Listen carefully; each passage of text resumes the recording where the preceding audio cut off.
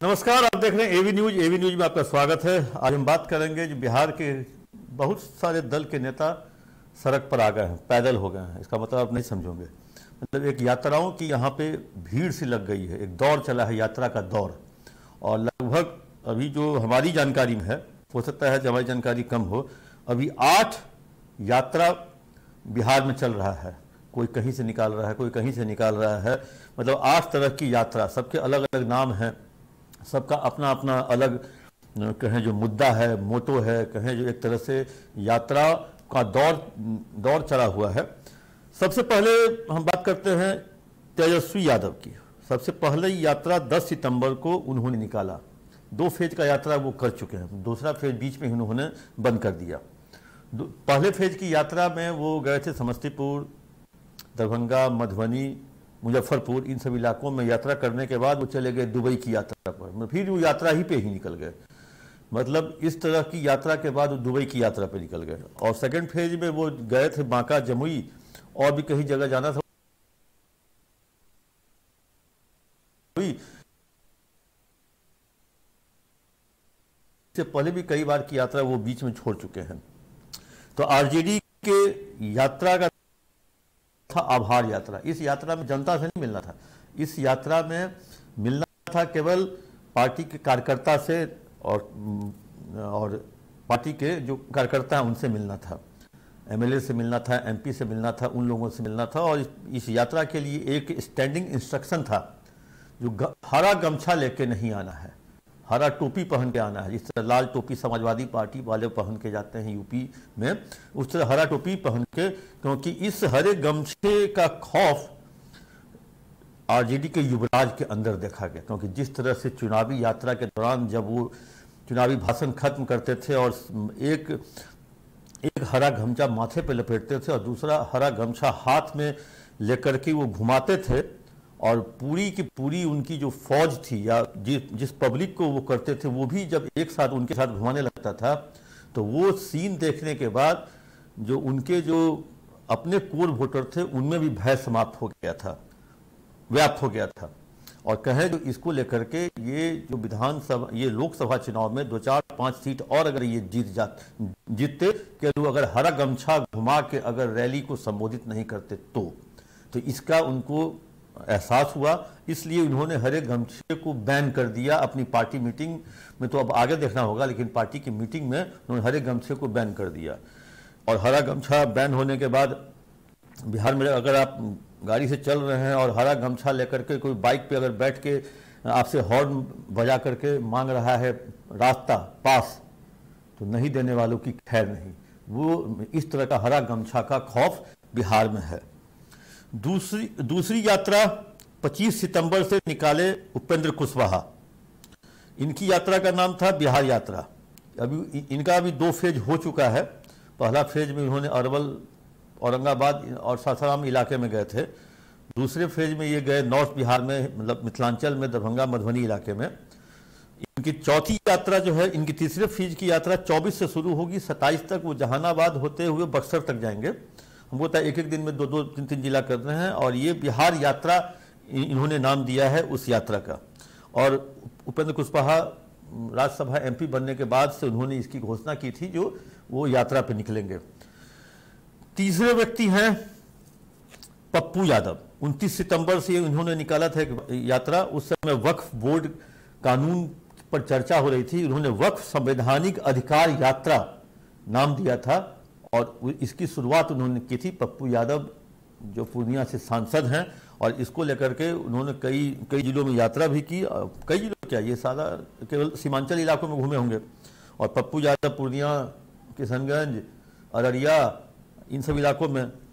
उसके बाद 1 अक्टूबर से मुकेश सहनी, जो कि सन ऑफ मल्लाह हैं, वीआईपी पार्टी के चीफ हैं, और उन्होंने यात्रा की। उनकी यात्रा काफ़ी लंबी चलेगी और काफ़ी लंबी चलेगी। उन्होंने दिया इसका निषाद आरक्षण संकल्प यात्रा। अब मुकेश सहनी कई क्षेत्रों में यात्रा कर चुके हैं, अब उनका लिस्ट तो ऐसे है नहीं मेरे पास, लेकिन मुकेश सहनी लगातार यात्रा पे हैं। इनकी यात्रा बीच में रुक नहीं रही है और लगातार ये अपने एक्स हैंडल पर फोटो और जगह का नाम शेयर करते हैं। फिर उसके बाद आ जाते हैं 18 अक्टूबर। 18 अक्टूबर को केंद्रीय कपड़ा मंत्री गिरिराज सिंह यात्रा निकालते हैं। 18 से 22 तक आज अंतिम दिन है। और हिंदू स्वाभिमान यात्रा भागलपुर से निकालते हैं। भागलपुर के बाद कटिहार जाते हैं, कटिहार पर अररिया जाते हैं और ये मंदिर में पूजा करते हैं। पूजा करने के बाद इनको त्रिशूल मिलता है और हिंदू को जगाने के लिए ये निकले हैं। और हिंदू अगर नहीं जागा रहता तो अयोध्या नहीं बनता। अब वो कितना हिंदू को जगाएंगे, अब ये देखने वाली बात है। और बनारस में लोग पूजा करने नहीं जाते। हिंदू में अयोध्या, काशी, मथुरा सब जगह हिंदू जागा हुआ है, तभी अयोध्या का इतना बड़ा निर्माण हुआ। सरकार भी जागी हुई है। ये किसको जगाने निकले हैं, किसको एक करने निकले हैं, ये तो अब समय बताएगा। लेकिन 18 अक्टूबर से गिरिराज सिंह की हिंदू स्वाभिमान यात्रा निकली है, जो आज 22 तक चलनी है।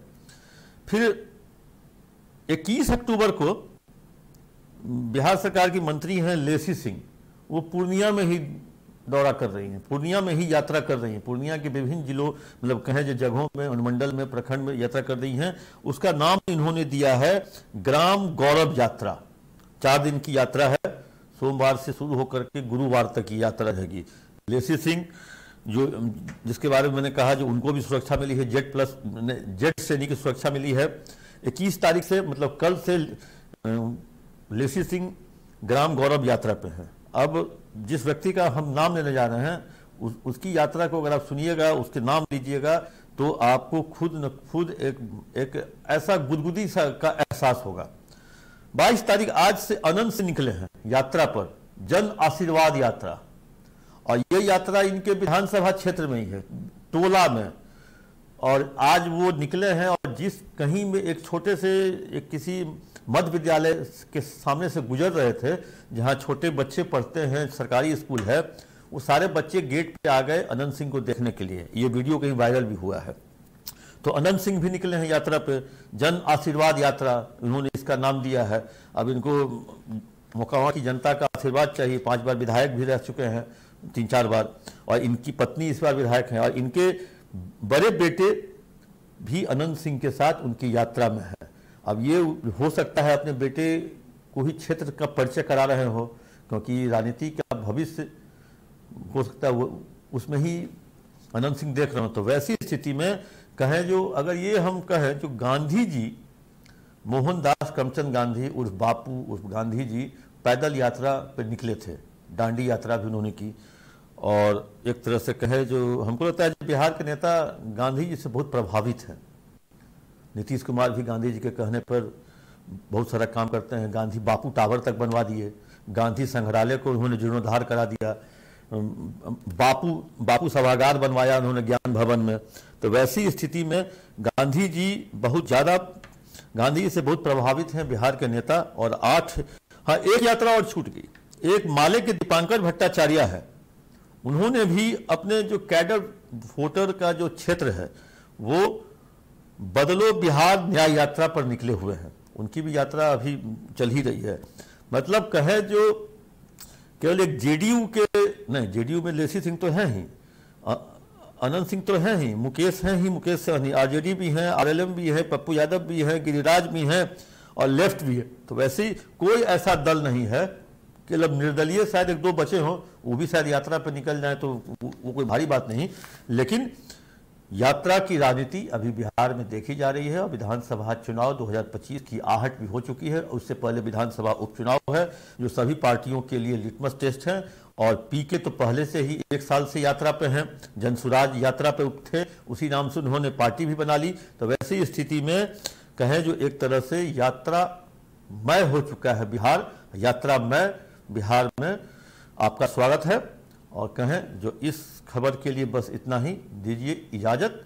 कैसी लगी ये खबर, कैसा, आप अपना कमेंट बॉक्स में जाकर जरूर दें।